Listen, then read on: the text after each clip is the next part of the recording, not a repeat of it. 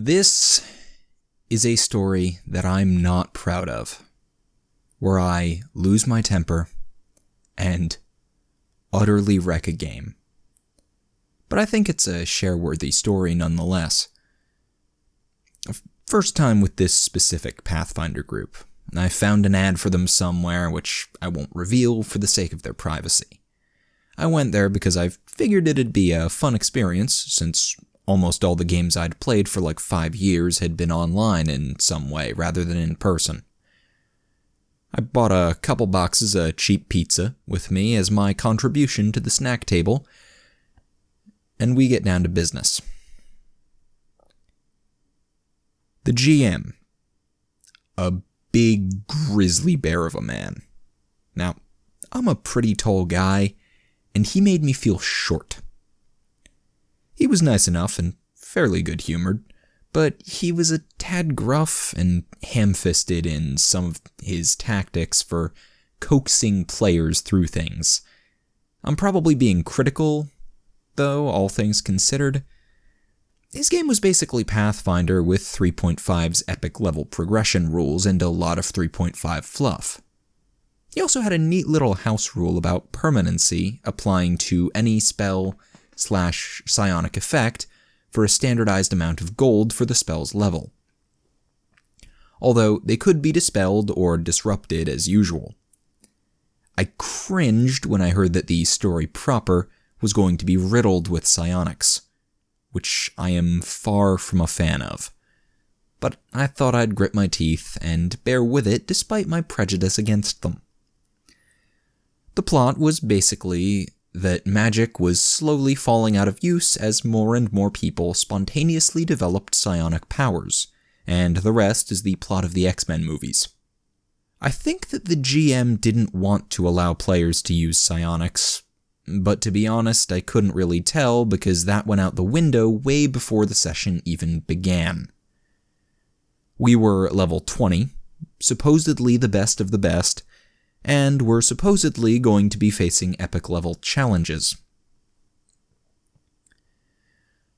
Nancy No Chin. A scrawny little guy with what appeared to be a missing chin. He was quiet and out of the way, and he never really did much out of characterly, so I can't comment too much on his real character. He played a monk/psionic fist/soul fist variant, who was basically the stereotypical Zen, master of self, I only want peace but will kill you guy of the party. The character was so bland I don't even remember anything else about him. Fishface. She wasn't ugly, but she was bug-eyed and looked like she had silicone injections in her lips. Okay, she was pretty ugly, but she had the typical skinny bitch attitude like she was hot stuff. So I couldn't help but superimpose a big carp over her every time I looked at her. It's probably for the best because I was too distracted by this mental image to really pay attention to a lot of the stupid shit she said. She was, at most times, trying to drag politics or religion into debate where it was non sequitur or a red herring altogether. Her character was an annoying as shit Wilder, who was the typical fiery-tempered Mary Sue. She geared up to be the nuke of the party. Also, it was a fucking drow with trite wasp ethics. Yeah. The only decent player. Not me. A really big guy and not at all fun to look at. But he was mostly pleasant and seemed to know his stuff. He wanted to play a bard, but the GM convinced him to play something else. Through the same means, he convinced me to not be a UMD-focused rogue, min-max or get the fuck out. And he ended up going for a magus. It was kind of interesting because he played him like a tribal warrior shaman whose tribe was in deep shit because of the developments in the more developed part of the world. and was attempting to save his people from being disturbed by the recent events. He was also really creative in combat.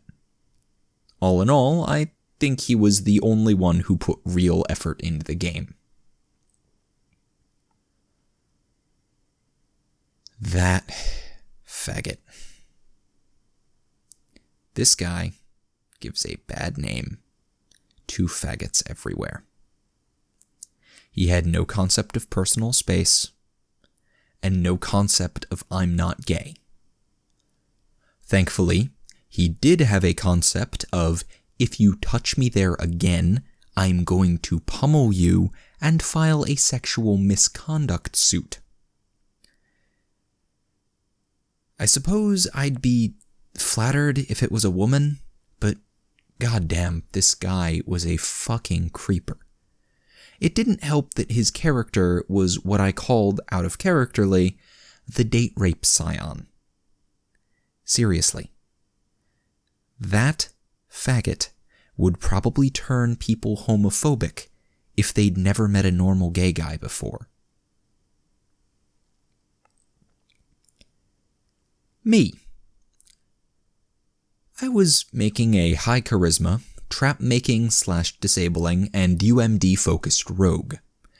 But I was told flat out, in so many words, that I needed to make a min-maxed power-gamey character or I wasn't going to get to play. I took offense, so I made a wizard. Stereotypical in dress from the conical hat to the robes and tiny glasses. I wanted to give him a beard, but apparently in his setting, elves can't have facial hair, so I said his eyebrows grew down to his belt. It was an old fossil of an elf from back when magic was the milk and honey of the world, and was going to recruit anyone he saw with even a modicum of magical talent in an ill-advised attempt to save the practice of magic in a world of pervasive psionics, by showing up on random people's doorsteps, telling their children that they were wizards, and spiriting them away to a permanent greater demiplane with a castle where his cohort would teach them magic. If you get the joke, you're smarter than most of this group. Most of my feats were item creation ones, so that I could have the wands and staves that I loved to have in my arsenal.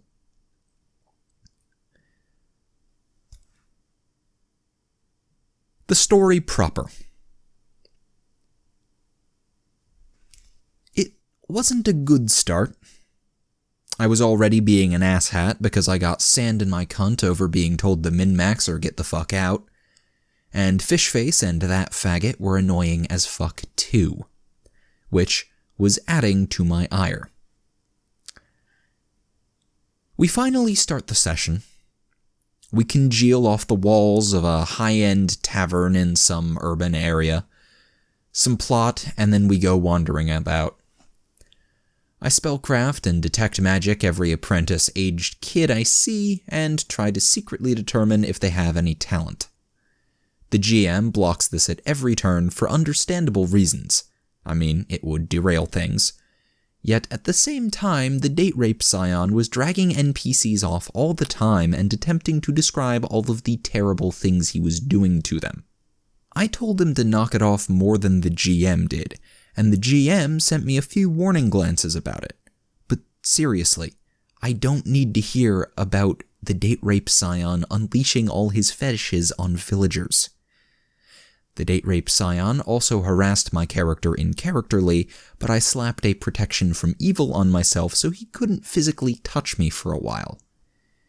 I ended up making it permanent later because I knew the little fucker was counting down for the spell to expire so he could get on with touching my wizard inappropriately. Thankfully, I packed a lot of diamond dust with me for some of my more powerful magic, and so I could see what I could do with the GM's very generous permanency house rules. The fiery-tempered Wilder Sue gave my character flack, calling him a pedophile in characterly with great vindication as if it was the scummiest act imaginable, which was funny coming from a drow. Granted, I suppose some of his stuff with scouting students could appear a bit like that, But dear sweet Jesus, why target me and not the Psion who was sneaking off to rape NPCs whenever we were pausing to investigate something? The Wilder continued to lambaste me for reasons I didn't really understand, with which I retaliated with a long-winded pontificating ramble about how magic was dying and why it needed to be passed on. This had a lot of old man rambling stereotypes about the good old days with lots of Partridge Farms references, and I ate up a lot of time with that. Although, I did stop to occasionally note that my character was indeed going about his business and proceeding towards the obvious goal of the current plot point.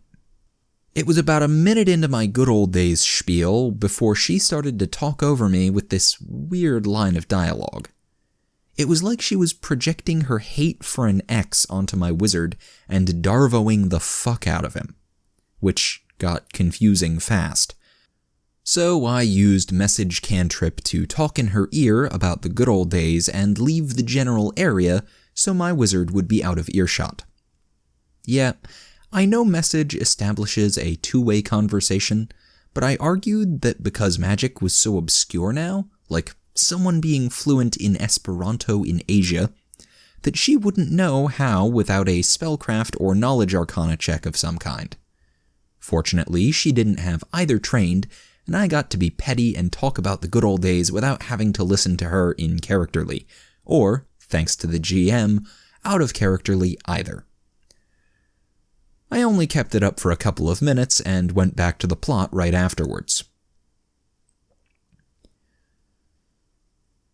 The Wilder tried to party kill me about 10 minutes later when I rejoined the group after a brief detour. Apparently, she was incensed at the fact that I found a cheap way to make it so that I didn't have to listen to her, but could prattle on like the old man my character was. Luckily, I hadn't been flat-footed, having good sight of her, and won the initiative. So I beat her stupidly high spell resistance and turned her into a newt, because my wizard was all about the classics. One mage hand later, and I held her newtified character in my hand and decided that I'd talk about why the newt baleful polymorph was such a classic. The date rape scion and the monk scion both decided to defend her character and demand that I release her at once. Not wanting everything to devolve into fighting, I played it off as if my wizard thought that they wanted her released into their custody and told them that they looked like they could handle any of the kids' hissy fits. He handed her over and began to walk off, forgetting to undo the effect. They cleared their throats and got his attention about it, and I told him that they could hire a court mage to dispel it, and they reminded me that mages were almost extinct. Oh. I then dispelled the baleful polymorph and went, "Silly me," and moved on. I think they were all pretty upset, save the magus, who was being all sage and witch doctor like in the background of all this, and trying to keep the peace like a good guy. Fishface, No Chin, and that faggot were clearly plotting, since they'd take breaks to go off and huddle, and were passing notes during the session in what they probably thought was a discreet manner. Maybe it's my trained eye for catching students texting, but they were really obvious about it. I figured they were going to gang up on me at some point, so I just kept a scroll of plane shift in one hand in case I had to escape. Figuring being a wizard would let me excuse just happening to have a scroll ready. Fortunately, whatever was going to happen was put off when what was apparently the big bad evil guy showed up to cause havoc, and monologue at us. We were told that his awe-inspiring feats of psionic power were terrifying, even to the likes of us, blah blah blah. We were obviously not supposed to fight him because he's too powerful. I would later find out that he was some level 40 scion / some psionic prestige class. Apparently he was trying to turn scions against non-scions, blah blah blah. Okay, He is a Psion supremacist, not Magneto. Fishface tries to get my wizard killed by the big bad evil guy by attacking him and rolling bluff to make it look like it was me before cheesing it. No Chin and that faggot soon follow. The good guy land whale stays for like a round before he gets out of there too, after my wizard assuring him that he'd be fine and to go. I was only really worried about losing my gear since I had a cloning lab set up in my demiplane and would just appear there with a couple of negative levels and no items. Not that the others knew that. Those dicks just wanted my character to die. The big bad evil guy looks at me and asks who dared to attack him. I played the part of an old senile man picking up his scrolls and looking around through them while failing to make a coherent statement.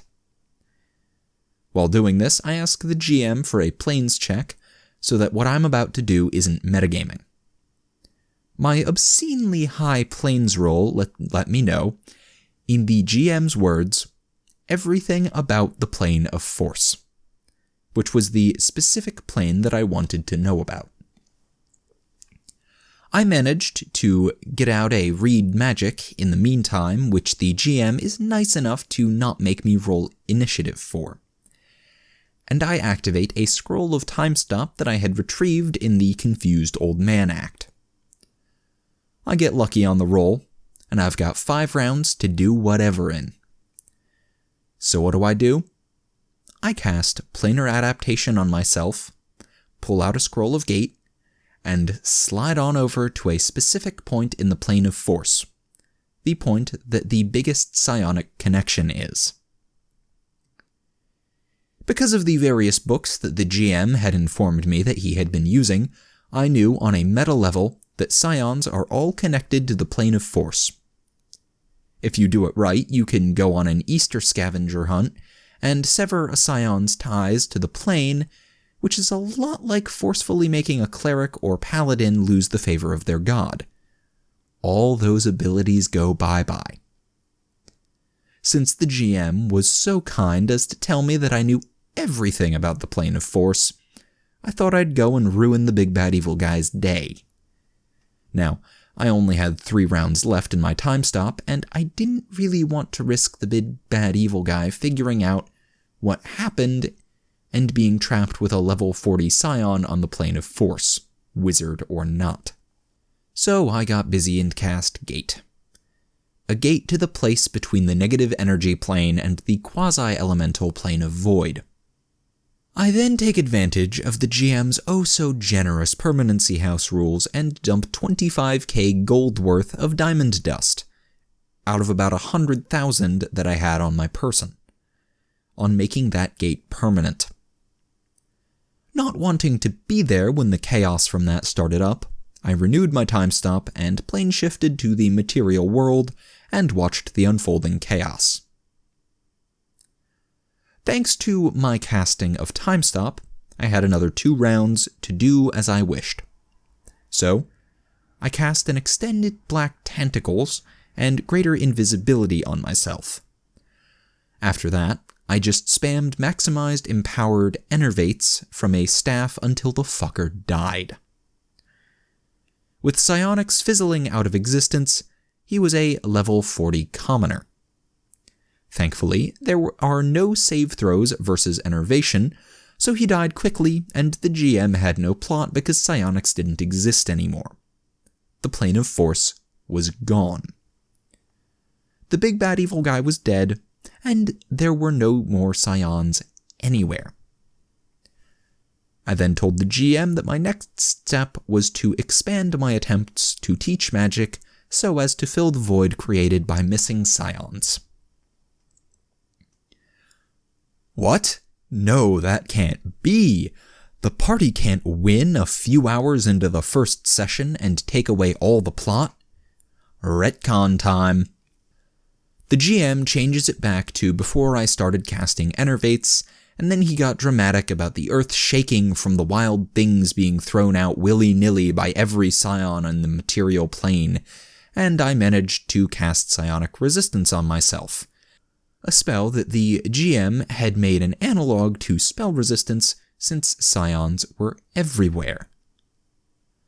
And that helped me avoid some nasty stuff that was being tossed in my direction. Every psion was apparently discharging every power point they had at random, because I used plane shift to get back to the material realm. The big bad evil guy apparently still had his psionics under full control, and so I was confronted with a monologue of doom with psionic chaos being thrown around in the midst of it for drama. I pull out another scroll of time stop because I had an ass ton of the things because why not? And then I cast planar adaptation on myself and immediately left for one of many private demiplanes I had without waiting for him to finish. The big bad evil guy followed me through what I assumed was GM fiat, so I cop out and get a scroll of greater demiplane out of my handy haversack. A scroll because I don't have 6 hours to actually cast the spell. So I can add a new property to the demiplane we were standing in. I chose non-psionic. The GM stared at me blankly. I said that one of the many things you can do to a demiplane is make it so that there's no magic in it. Since he provided so many magical things that could affect psionics, like psionic resistance, detect psionics, and other things for the sake of the setting, and left it open to other things, I said that it was only logical that I could do it with a demiplane. He changed the rules again. Says that the psion's connection to the plane of force is inherently different from magic, and makes it so that a demiplane couldn't block it out. Even though there's such a thing as an anti-psionics field. But whatever. I personally think it was the GM not wanting his terrible big bad evil guy to turn into a level 40 commoner again, but that's just my opinion, since the GM vetoed letting me negate psionics. Now in this plane, I had a bunch of constructs of mine crafting shit because you can totally do that if you give them a brain. Expensive, but awesome.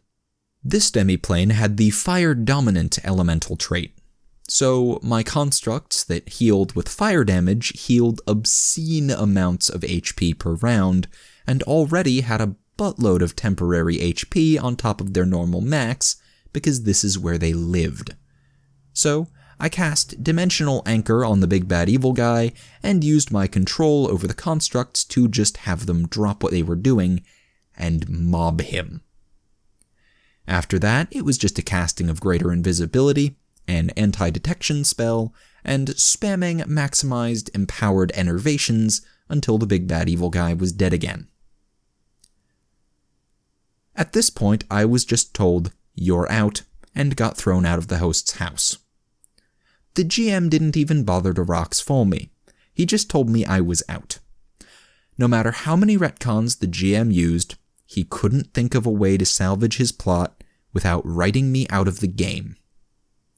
And that is how I got kicked out of a Pathfinder group first session.